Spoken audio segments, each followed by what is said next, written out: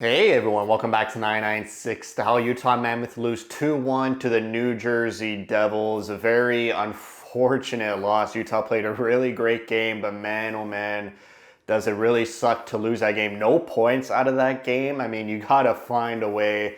Utah pretty much doing everything pretty well, especially 5-on-5, but they just cannot get the results we all wanted and the team needs. And now you're pretty much in a situation Sunday, a must-win regulation win.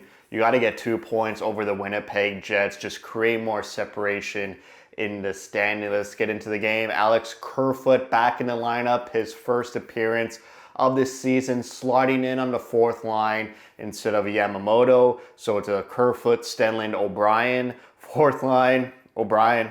You got to put in Tanev next game. I think really against Winnipeg, a Kerfoot, Stenlund, Tanev line would be a great fourth line if you keep the rest of the lines intact, which I have concerns about one of those lines. Well, let's get into the game really early on. Gunther takes the puck to the hole, drives in net. Great to see some net driving instinct by Gunther there. He can't get a shot on net. And then Vejmelka with a huge pad save the other way. It's a rebound off his pad and in the crease. He's able to get on the floor, extend his leg, and cover up that open net chance by the New Jersey Devil player. The second line had a great sustained offensive zone shift of Krause, Hayden, and Gunther, and aided by a Marino and Schmidt. A great line. Like that specific time, all those players were on the ice.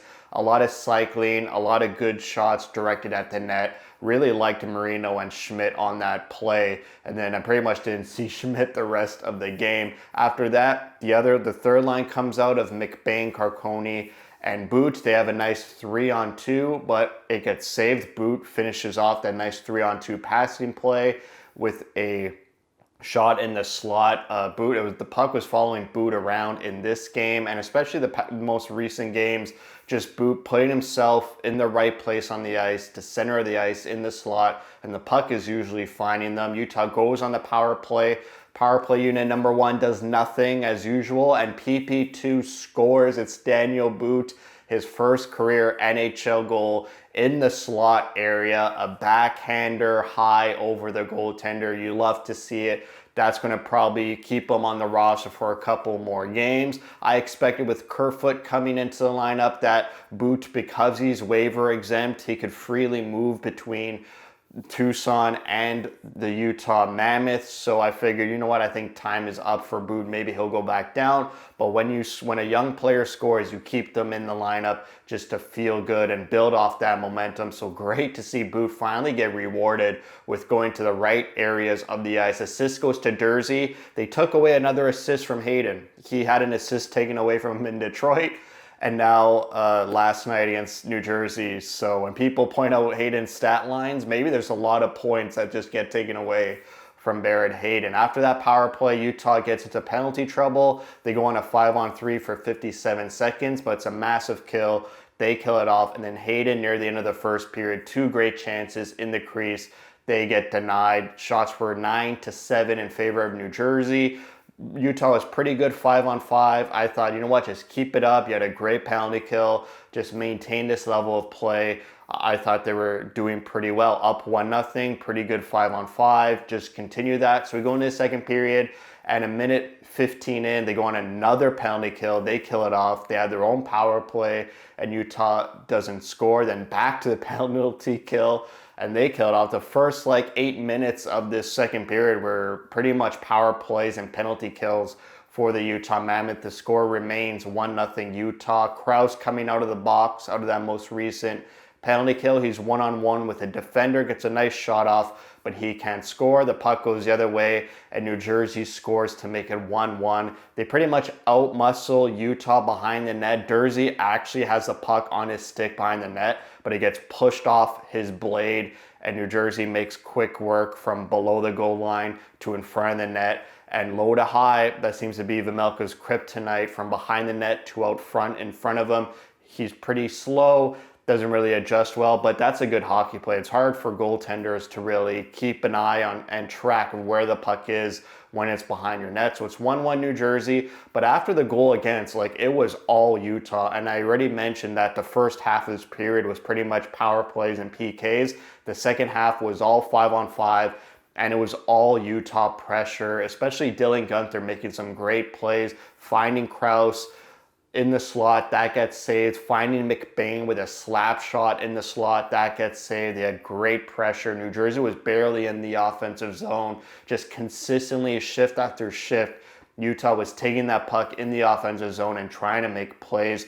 And there was a 2-on-0 with Carcone and Kerfoot. Kerfoot gets hooked when the puck gets passed to him on the 2-on-0. So Utah goes on a power play, 33 seconds left in the second. So it's a transitional power play. Utah dominant in that second period. They outshot New Jersey 18-6. And 5-on-5, the shots were 12-1. And that one shot New Jersey had 5-on-5 was the goal to tie the game. So Utah, just an unbelievable job 5-on-5. 2 periods through this game. We go into the third period. They don't score on that transitional power play, and there was a short-handed chance that New Jersey could have had. They lobbed the puck like an alley-oop from the defensive zone. They were going to get a New Jersey player on a breakaway, but Sergachev bats the puck out of the air. Great. You could barely see Sergachev's stick because it's all white. So it blended, it camouflaged with the clean ice to start the period. And then after they don't score on the power play, there's a New Jersey 2-on-1, and Sergachev with a great stick breaks it up. Utah goes back on the penalty kill, their 5th penalty of the game.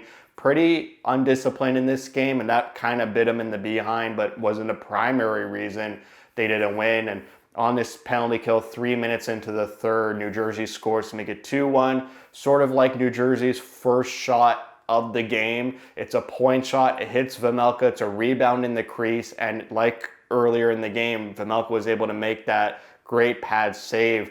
He's just not able to get this save. There's no player boxing out. There's no player getting this New Jersey player all alone in the crease to put it behind Vejmelka. It is 5-on-4, whereas earlier in the game, it was even strength. So you're missing a defender there, but no one covering that New Jersey player who was able to put the rebound in past Vejmelka pretty easily to make it 2-1. Utah had 0 shots on goal for the first 9 minutes of the third period, but they had ozone time just like the second period. And especially after New Jersey, again, they scored, Utah just kept playing in the offensive zone. Rarely did New Jersey have any more chances after making it 2-1, but Utah just struggling to make any high danger plays in this third period. Just New Jersey was really defending well, covering the middle of the ice, blocking lanes, and it was hard for Utah in this third period to generate to the middle of the ice. The one rare chance they did have was Dursey has the puck in the slot, uncovered, uncontested, is able to get his shot off, and it just hits like a tip of the glove of the goaltender. He was aiming that top corner, but they don't score. Utah pulls their goalie with 90 seconds left in the third. They get a power play with 81 seconds left in the game. So that's a 6-on-4. Utah has never scored with their goalie pulled 6-on-5, and this is like 120 games into their franchise. And so what about 6-on-4? They can't score either, and the game ends. Utah loses 2-1. They outshot New Jersey 33-22. Like every single metric in this game, Utah just dominated. The shot totals. Power play, they were 1 for 3. The power play unit number 1, they need to do an exorcism or hire a witch doctor or something. They got to figure that out. And for me, I think you just got to change up the first line. Like, it's like 10 games now. Like, they're not threatening. They're not playing like a top line in the NHL.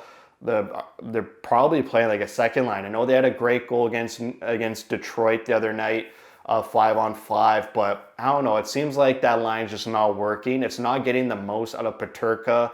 I feel like Peterka's at his best when he's bringing the puck in through the neutral zone with speed. So maybe he needs to play with players that don't like holding on to the puck. I think Schmaltz and Keller, they love holding on to the puck. They love entering the zone with possession and then, cutting back and finding an open man. Maybe that doesn't mesh well with Peterka, who just wants to speed down the wing, holding the puck. So maybe pair him up with some guys like Carconi, maybe Hayden, guys who don't always need to touch the puck. Just they're in great spots. They go to the dirty areas in the corners, behind the net, in front of the net. And just every time you go through the neutral zone, just try and find Peterka and hit him with speed. Just that first line, they're not producing.